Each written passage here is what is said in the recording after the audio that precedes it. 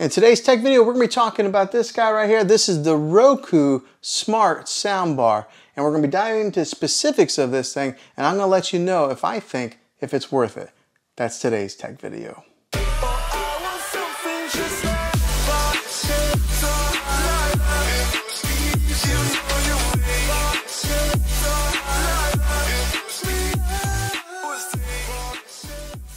You might want to take a good look at this one here. This is the Roku Smart Soundbar, and I'm going to give you guys my full review on this thing, tell you the ins and outs of it, and then let you know if I think this thing is worth it. So let's go ahead and dive into the review portion, and toward the end, I'll let you know my final analysis of it. Now, there are a slew of different soundbars out there. I've reviewed quite a few on my channel already, but the thing that sets this one apart from all the rest of them is that this one has a TV streaming built into it.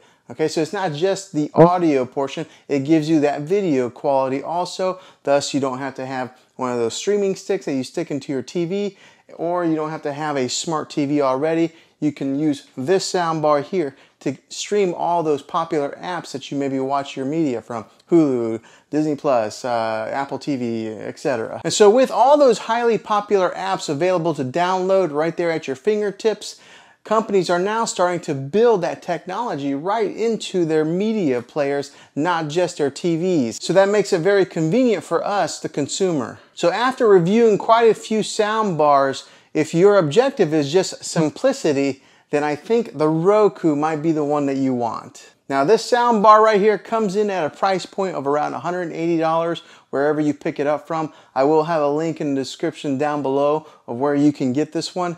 But I think that's a pretty good price point for a soundbar that will enhance your TV's sound.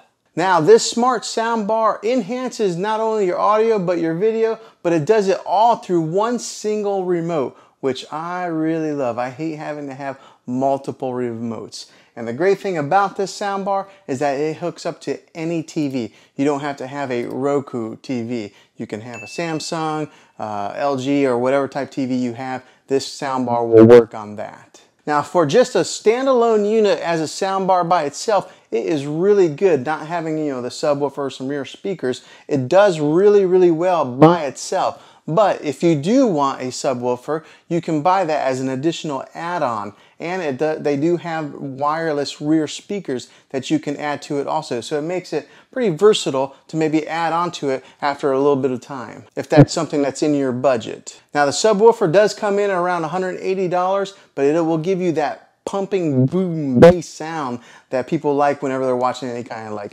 action films or any type of explosions on their movies. That subwoofer will give you just that. And those wireless rear speakers, they come in at around $150, and they will give you that total surround sound all the way around you. I'll go ahead and put links of those two things in the description down below also. Now, another good thing about the Roku is if you do lose your remote control, which I've had a habit of doing before, my kids definitely do it, you can control the TV or the streaming device through the Roku app, which is a free app that you download. Now, I'm going to go ahead and give you the measurements of what this thing comes out to be, just so that you know what it would look like if you wanted to add this to your setup. A lot of tech reviewers don't do this. I don't know why, but I always like to measure things out and see what it's going to look like, underneath my TV or on top of my TV cabinet. Okay, so let's measure the length first, and it comes out to 32 inches exactly. The height of this thing comes out to, looks like about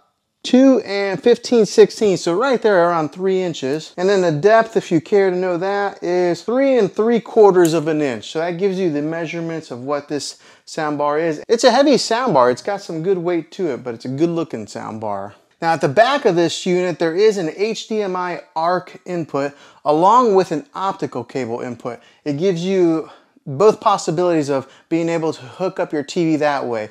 I myself have always been a fan of the optical cable. It's always a matter of preference, but having that HDMI ARC input is very versatile because a lot of your older TVs don't have that type of input. But this soundbar will have both of them, that way you can choose which one you want. It also has a USB port for playing any type of media files, and then on the back of it, it has the 2 screw holes if you want to wall mount this thing.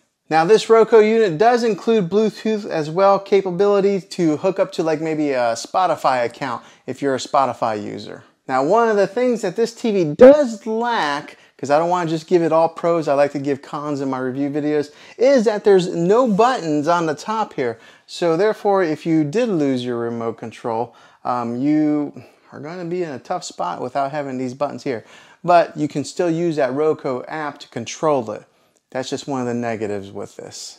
Now the awesome thing about this soundbar is that the Roku streaming video portion is built inside, so it does give you that Roku capability of streaming to 4K video. And it does have that HDR10, which means apps like Netflix or Hulu or any of those that stream that 4K HDR content, you'll be able to do that through this soundbar. Now if you are familiar with the Roku style menu here, we'll just go ahead and bring it up. It does have like the inputs and stuff if you have like a streaming stick or a Roku TV. Unfortunately, through this soundbar, it doesn't have those inputs through here, but it's just a matter of hooking this up to your TV and always running through this menu, and you don't need those inputs. You'll be able to access everything right here through the remote. But if I had to give that another negative, that would probably be another one.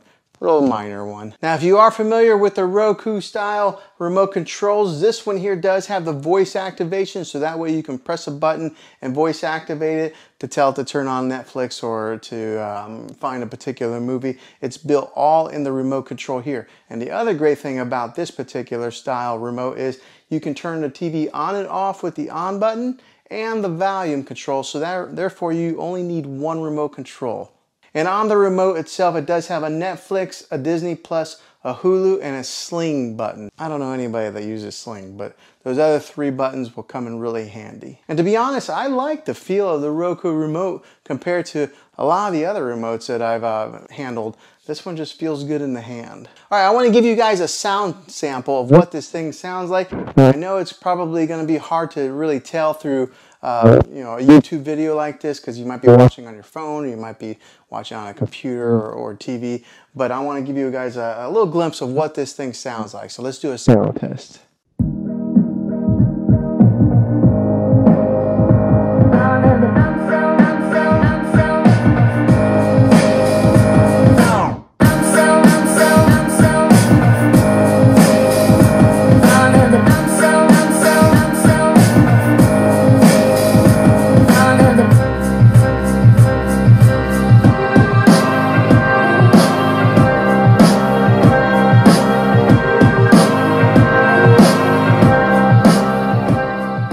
So now, do I think that this soundbar is worth it?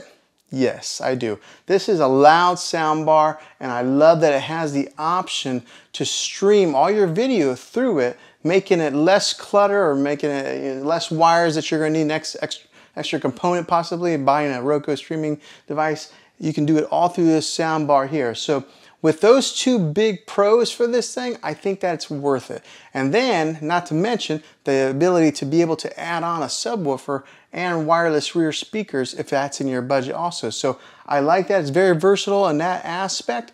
The one con, or the couple cons I don't like, is the indicator lights. I mean, it's only got one. You know, sometimes I like to see it on the soundbar, but I mean, that isn't a big deal. It comes up on the TV. And then the other thing is no buttons.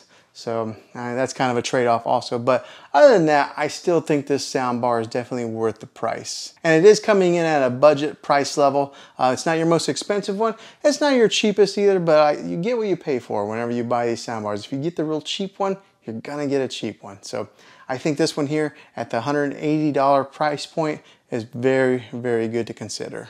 But if you like this video, go ahead and throw a thumbs up on it. Go ahead and subscribe to my channel. I make tech videos all the time, and I'd love to have you back in the next one. Until then, God bless and be creative.